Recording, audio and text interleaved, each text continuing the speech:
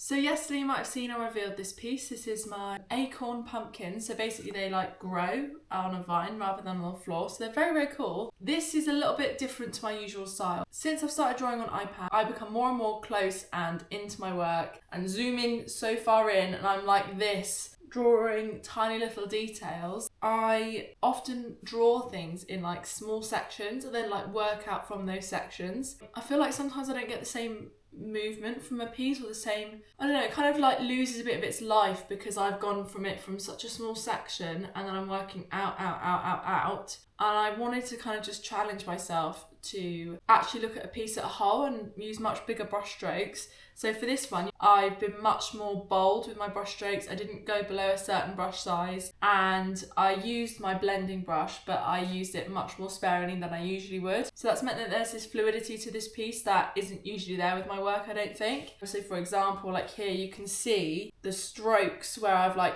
blended and it's like interacted with each other.